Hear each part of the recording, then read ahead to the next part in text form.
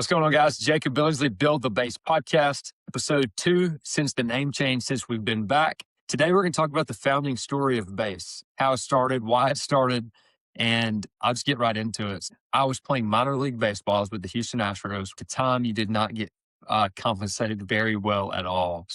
In the off seasons, I was doing a lot of pitching instruction, built up to about 20 to 30 guys, pretty much between middle school and college aged athletes. During the winter, I would have a few college guys that were local that would come work with me. Pretty much had middle school and high school guys the whole time throughout the off season at that point. I'm doing a lot of pitching instruction just to try to make money. That way I can survive in season financially. I started building up a pretty good clientele. I think at one point I ended up getting up to like 40 lessons per week. Maybe my second off season, I built up to something around that line. At the time, I was also training myself because there was nowhere to go train. There was no performance center. There was no strength and conditioning coach at any of the local schools. There was just nowhere that could help me with my direction and career as a professional athlete. So I went and started studying for the certification that is called the CSCS, the Certified Strength and Conditioning Specialty Exam. And that is an exam that all strength and conditioning coaches, in order to be a strength and conditioning coach at a Division I school, at a professional you have to have the CSCS exam, and you have to have a 4-year degree in order to get that. So it's not just like a weekend certification that you just like study a couple modules and take a test on and you get certified. This was like a several month process of me studying and learning, but I had zero intention of coaching. The reason that I was doing the certification was because I wanted to learn what I needed to know in order to train myself, because there was nowhere to go. There was no place, there was no performance center, and all I had was like online programming from my minor league strength coach, which was good programming. But again, like, if I wanted to get more detailed things, the only way for me to get it was to learn it myself. So that was the reason that I did a 4-month process of studying for the CSCS exam, was because I just wanted to know the knowledge so that I could train myself. Again, I had zero intention of strength coaching. I had zero intent of becoming a strength and conditioning coach, none at all of opening a strength and conditioning facility, especially a multi-location strength and conditioning facility. Had zero interest in doing that, never even crossed my mind. The entire reason that I did that was because I wanted to know the knowledge in order to train myself, because I could not get it elsewhere locally. So I went and did it. I passed it. I studied for 4 months, but again, it wasn't about passing the exam for me.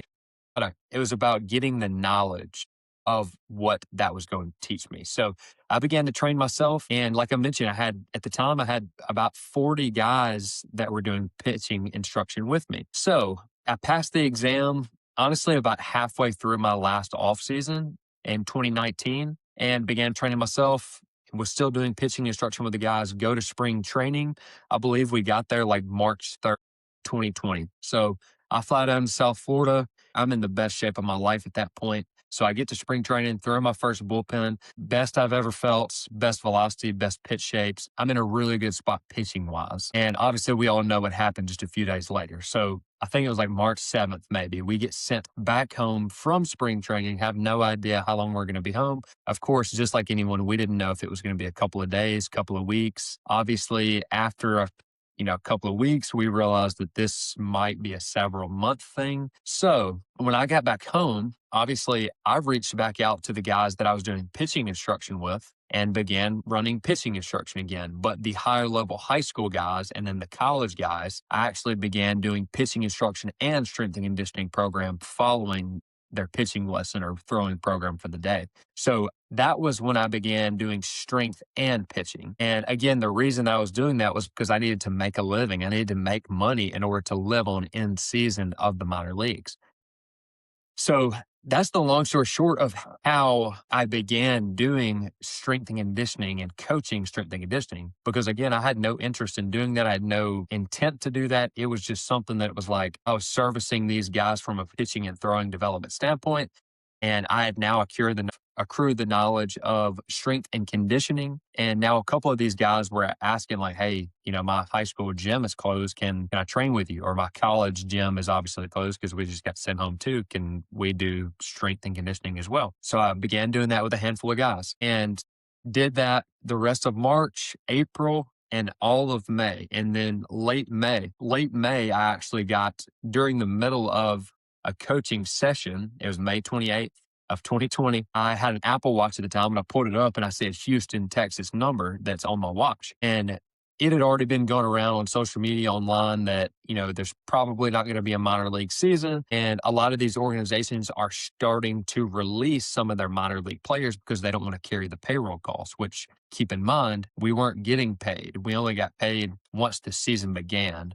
Obviously, there was a bunch of things going on. They were trying to figure out, was there going to be a season? Are they going to have to pay the guys? Are they not going to have to pay the guys? So they were trying to determine all that. And that was when a lot of the teams was cutting a lot of teams, cutting a lot of players. So in the middle of one of the training sessions, a Houston, Texas number popped up on my Apple Watch. Immediately, I knew exactly what it was, that I was getting released of my contract with the Houston Astros because I had never gotten a Houston call before, except for, when I was getting drafted. And I just knew what it was just because that was like happening a lot at the time. So get released from my contract. And I think it was 4 days later, I had an LLC created that was a Billingsley Sports Performance. And I just continued to do what I was doing. I was doing pitching instruction. I was doing strength and conditioning, and I just began to ramp it up. I began to study a little bit more, watch some strength and conditioning coaches, YouTubes, and doing some online courses, just trying to learn more about strength and conditioning. And keep in mind, I had the certification that you needed. I just wanted to get the knowledge to then begin helping these guys as much as possible with that knowledge. So I did that June, July, and August. And I get pretty much like early part of August and things are going really well. I'm in month 2 or 3 of being home straight, only focusing on training these guys. My client base began to grow. Obviously, financially was the best I'd ever done, especially being in the minor leagues. And things were going well. But I got to the beginning of August and realized, okay, if this is what I'm going to actually do, I want to do this to the best of my abilities, the best that I possibly can. And strength and conditioning coaches typically do an internship in college. So before they can graduate in exercise science or whatever related field, they have to do a strength and conditioning internship. Well, I didn't know that I was going to do that. So I didn't do an internship. So I actually stopped the business completely. So after 3 months of ramping up, things are going very well. We're on the up and up. I decided to take an unpaid internship under a strength and conditioning coach that coached a lot of the same type of athletes that I wanted to train. And I go from playing professional baseball, starting my company was growing, stopping the company to then take an unpaid internship just because I wanted to accrue more knowledge to be able to provide a better service. So that's what I did. The next 4+ months, I took an unpaid internship. I moved to Florida. It was all out of pocket. I paid for all my living, my rent, food, day-to-day living expense, all of it for an unpaid internship because I wanted to understand and learn the knowledge that it was going to take to do this at a high level long term. And once I came back, which was about the end of December of 2020, I got back and of course I'm getting ready to start things back up. And I decided to make a name change from Billingsley Sports Performance. We changed it to Base Sports Performance. And the reason for that name change was I wanted it to be more of a company. I wanted it to be more of a brand. And Billingsley was going to be all about me. And that was not the point. That wasn't what I was trying to do. I was trying to help build these athletes up and give them that direction that I needed just a few months ago. And that I even took the time to go learn this information and pay and study to do the certification that the highest strength and conditioning coaches in the world take this strength and conditioning certification. I went to do that to get the knowledge to then train myself. So at that point, I decided to make the name change because I didn't want it to be about Billingsley. I wanted just a brand. I wanted to be able to create a company that helped provide direction to athletes. And I played around for a few months with trying to figure out what was the name going to be changed to? What did I want it to be? I knew a couple of things that I wanted. I want it to be brandable. I want it to be able to, you hear it, you're like, yep, I know exactly what you're talking about. And the example I use is like, Tiger, LeBron, you know who those are immediately just by one name.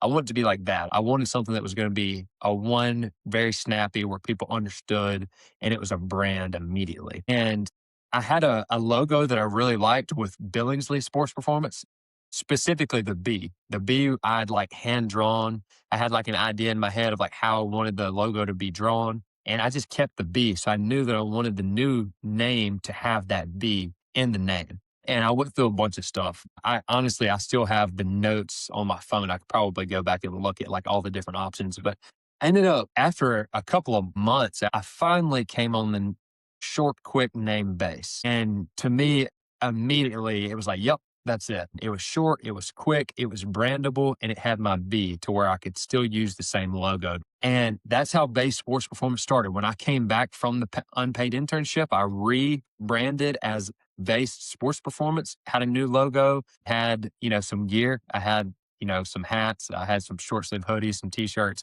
and just hit the ground running and moved into a new location in Hernando, Mississippi. And that is how Base Sports Performance started. Since then, I had to figure out the business model. I had to figure out that this was a business and had to begin to create something that was going to stay in business and be sustainable and also to be able to help people build their careers. So that's the long story short of how Base Sports Performance was founded. Until I talk to you guys in the next podcast, have a great day.